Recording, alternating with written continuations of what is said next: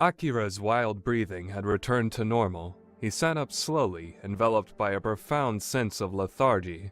Shiki, who separated from him soon after they finished having sex, stood by the window and now appeared to be looking outside. The seemingly never-ending rain had come to a halt at last. In its place, the moon, a rare sight, shed soft light on the damp city. Shiki went on gazing steadily out the window. Perhaps he hadn't noticed Akira watching him, or perhaps he had simply chosen to ignore it. The lights were off, and faint moonlight picked out the shape of Shiki's silhouette. Akira found himself staring as though bewitched. It looked almost like something from a dream. Shiki stood so straight, with such absolute certainty. Akira wondered whose blood he'd smelled, whose spilt blood had provoked Shiki into behaving so differently, and nagged at him. What? He turned around without warning, red eyes fixed on Akira. Akira lowered his gaze, assuming that Shiki had caught him gawking. Shiki looked him over, then reached for his sword, which stood propped up against the wall. He drew the blade from its sheath. The naked sword emerged, white and shining. Its sharp tip cut a languid arc through the air before coming to rest near Akira's throat. Shiki pasted on a thin smile, but said nothing. The sword's point caressed Akira's chin. He caught his breath at a tiny burst of pain. It was akin to being stabbed by a needle, yet he didn't try to brace himself against anything further. Somehow, he got the feeling that Shiki didn't mean him any real harm this time. Shiki made a disdainful noise and withdrew his sword, still holding it unsheathed. He sat down on a wooden crate that rested near the windowsill.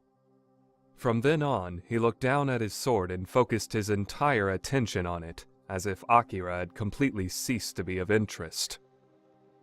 Akira saw something lying fallen on the floor near where Shiki sat.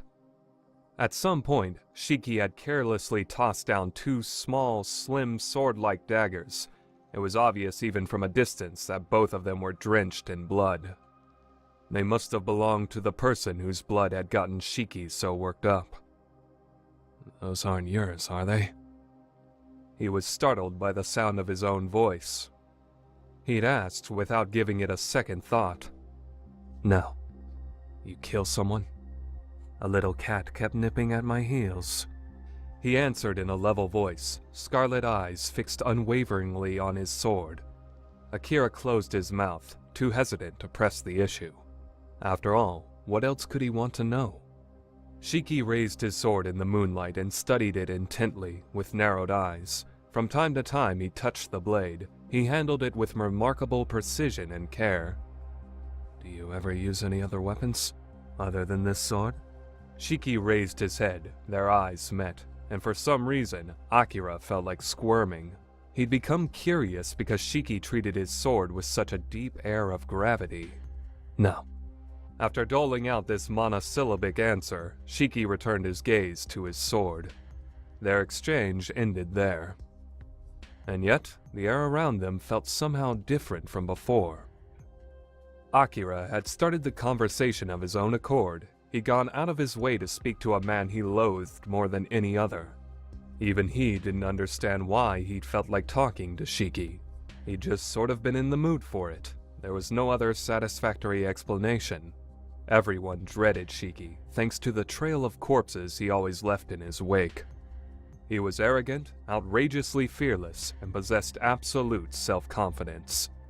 But though Akira felt some lingering reluctance, he decided to speak up again. He suspected that now might be his only chance to translate his longtime confusion into a coherent question. Why do you fight an Igara? You obviously don't care about becoming a drug lord. As far as Akira could tell, not a single Igara participant was capable of holding their own in a match with Shiki.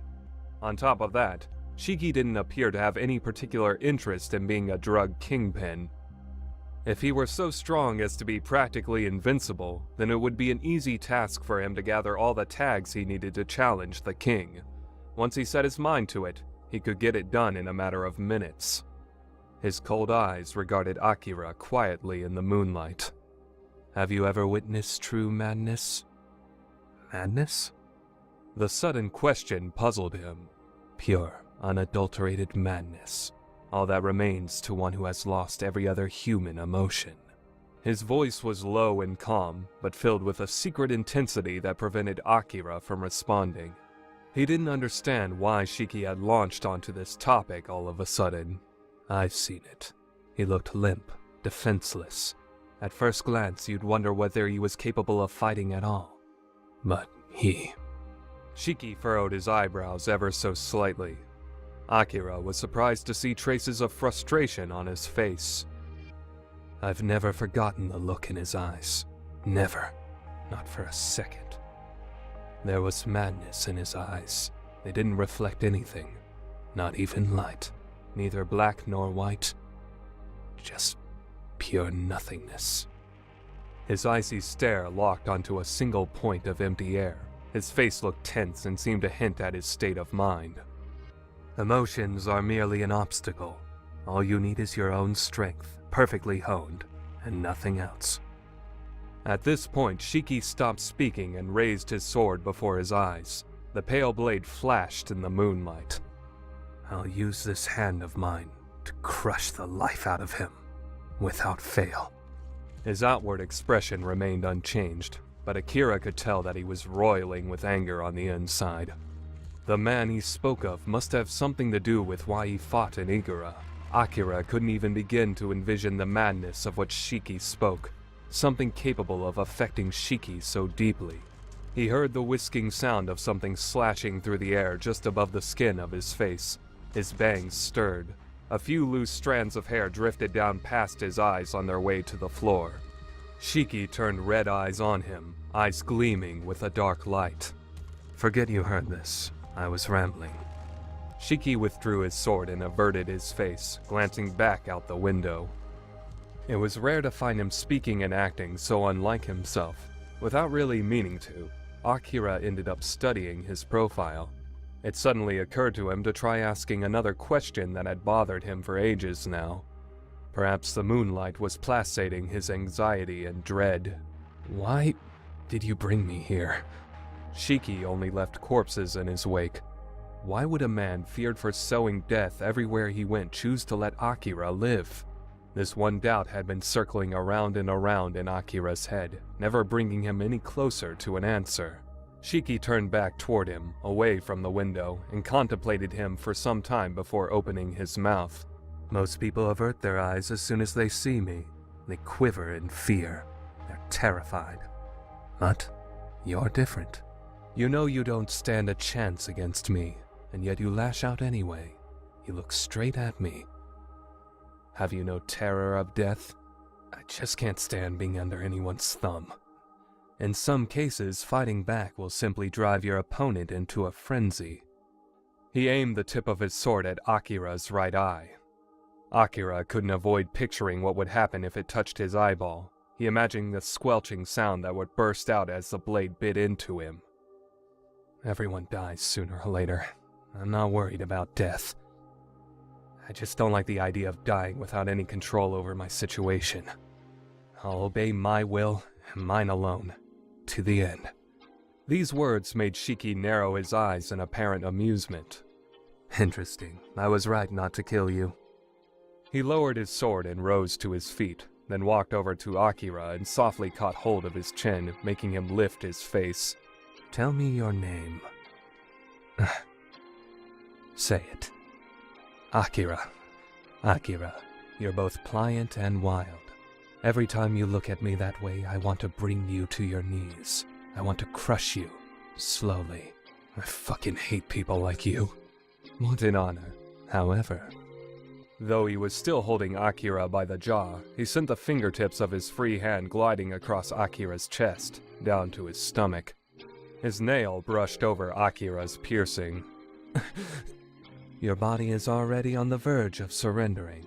The more rigid something is initially, the more readily it crumbles when pushed over the edge. Your life will be far easier if you give in and obey. There was something borderline captivating about the moonlit crimson eyes that pierced him. Akira imagined what a relief it would be to stop struggling, and for the briefest of seconds, his resolve wavered. Once he yielded to his ground, All that would remain would be to fall into the depths of depravity. Discarding his free will would therefore mean being released from his suffering. He would become acquainted with the pleasure of being subject to another. Never. It was true enough that Shiki had trained his body to respond to his touch with desire. But no matter how difficult or excruciating it might prove to cling to his free will, he'd protect it, his soul, to the very end. Snapping out of his reverie, he scowled back at Shiki. I'm not anyone else's. I belong only to myself. So you do. Very well. Shiki wore a satisfied smile. In that instant, he was overwhelmed by a surge of helpless frustration. Ultimately, Shiki had no desire to see him give in. He wanted to keep enjoying the sight of Akira struggling and writhing in his grasp. The more Akira fought back, the more pleased he would be. Of course, Akira still had no intention of obeying him. Even though he was fully aware of this, he had no choice but to keep resisting. It was the only thing he could do for himself anymore.